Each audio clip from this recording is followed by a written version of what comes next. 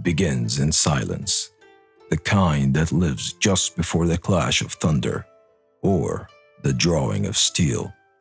The world, in its ancient rhythm, moved slowly under the canopy of trees. The wind whispered through bamboo stalks like ghosts trading secrets. And somewhere in the stillness of feudal Japan, a boy was being forged, not by warmth or comfort, but by hardship, solitude, and the edge of a blade. His name was Shinmin Takizu, not yet the man we would one day call Musashi, just a child, barely more than skin and sinew, whose hands were already calloused from a wooden sword his father had forced into them. Moini Sai, a swordsman of cold temperament and colder discipline, had no interest in raising a son. He sought only to craft a warrior.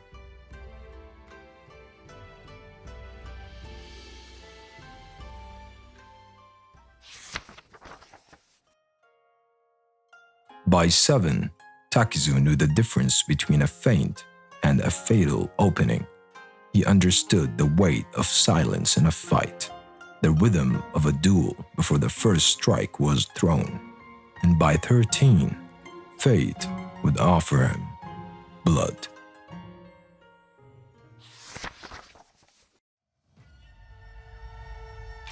A traveling swordsman, Arima Kaihi of the Shinto Ryu, arrived in town, boasting his skill and demanding challengers. None answered, until a wild-haired boy with sharp eyes stepped forward.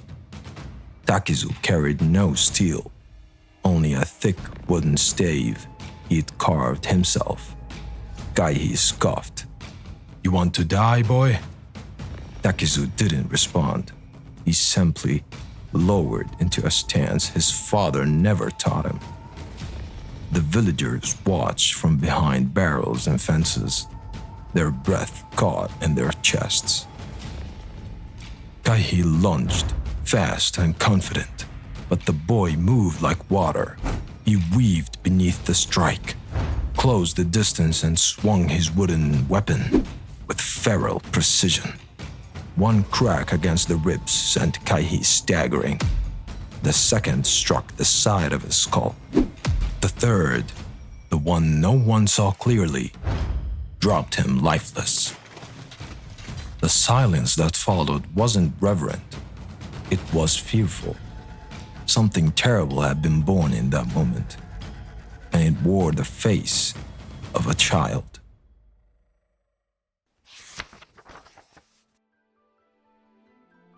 In the years that followed, Takizu walked away from home and name alike. The roads he traveled were lonely and cruel. He slept in forests, in abandoned shrines, or under the open sky. He ate what he could steal or trade, and he fought not for money, not even for honor, but because he was chasing something, a feeling, a truth only the blade could reveal. He fought bandits, he fought wandering Ronins, he fought duels under moonlight and in pouring rain. Each battle was a question, each victory a fragment of an answer. He began to understand the space between strikes, the pulse of breath before a sword moved. He could feel when an opponent was about to faint, sense their hesitation before they knew it themselves. And when he killed, it wasn't out of cruelty, it was observation, study, precision. He never gloated, he never roared. He stood in the aftermath of violence like a monk before an altar, reflective, distant, searching.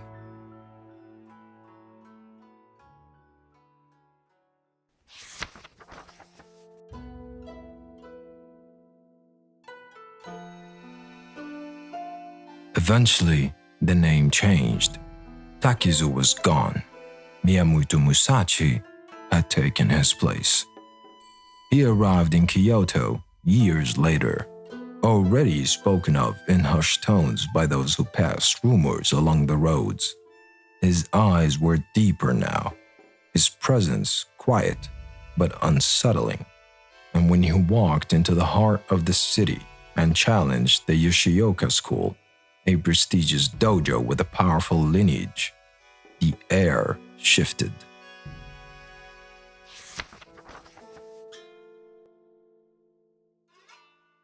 Sijiro Yoshioka agreed to face him. Their duel was scheduled for dawn. Musashi arrived late, hours late. It wasn't arrogance, it was strategy. Sijiro waited, fury growing with every tick of the sun. By the time Musashi stepped into the clearing, Sijiro was a storm ready to break. But storms are predictable.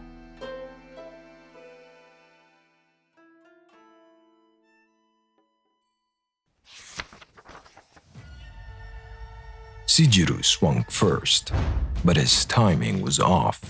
Musashi moved not with speed, but with certainty.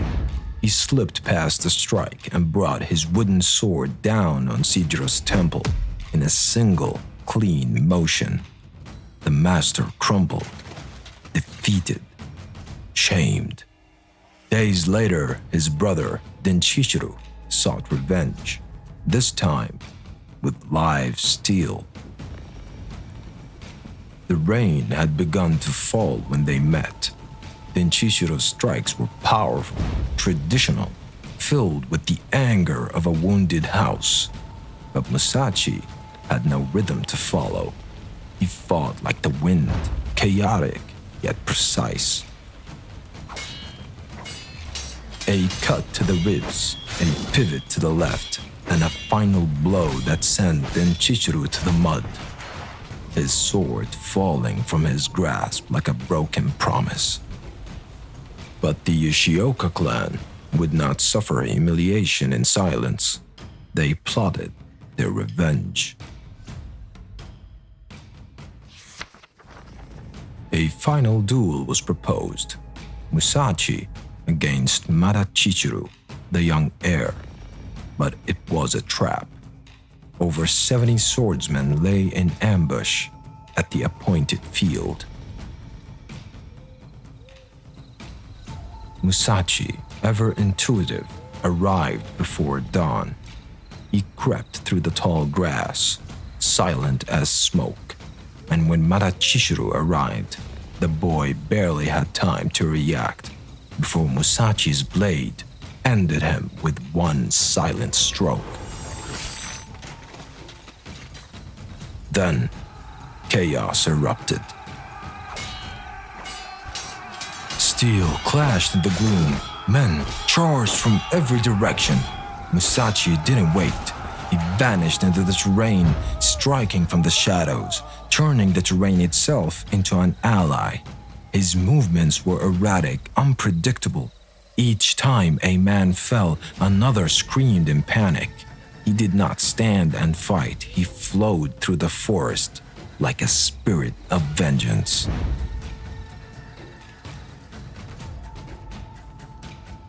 By sunrise, the Yoshioka school was shattered. Its legacy ended not by politics or poison, but by one man and the cold edge of his mind.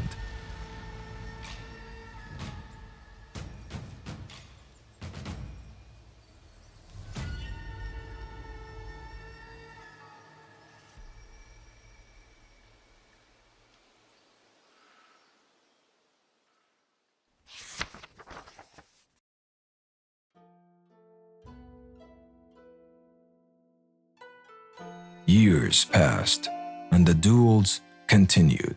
Some were renowned, others lost to time. But none were as fated as the one to come, against Sasaki Kojiro. Kojiro was grace incarnate.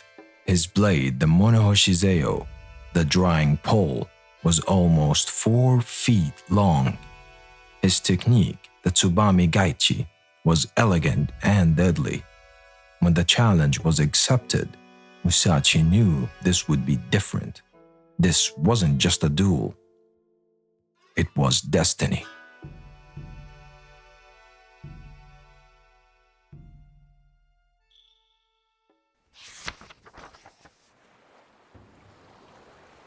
They met on Ganryu Island.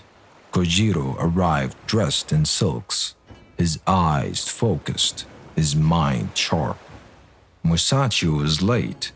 Again, he arrived carrying a wooden sword carved from a boat oar. Kojiro laughed. Mockery?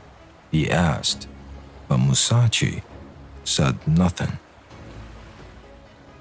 When the duel began, Kojiro struck first, his massive blade whistling through the air like a diving swallow. But Musashi was already inside his rhythm. He stepped forward, closing the gap, and brought the oar crashing down on Kojiro's skull with a sound that echoed of the sea. One strike. The silence that followed was not empty. It was reverent. Musashi stood over his fallen rival, not in triumph, but in sorrow. He had seen the same fire in Kojiro's eyes. Perhaps in another life, they might have been brothers. He walked away in silence.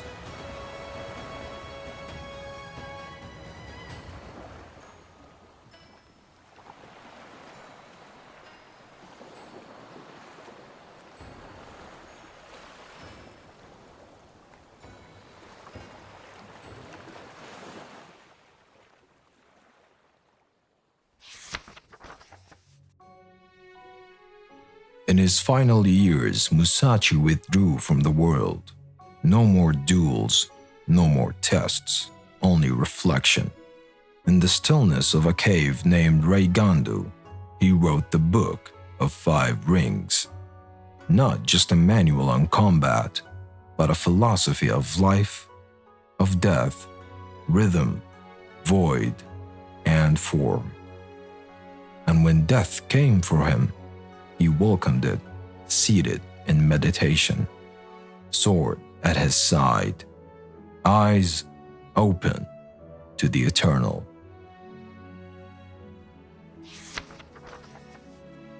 Miyamoto Musashi did not simply live. He endured, observed, evolved, and in doing so, he became legend.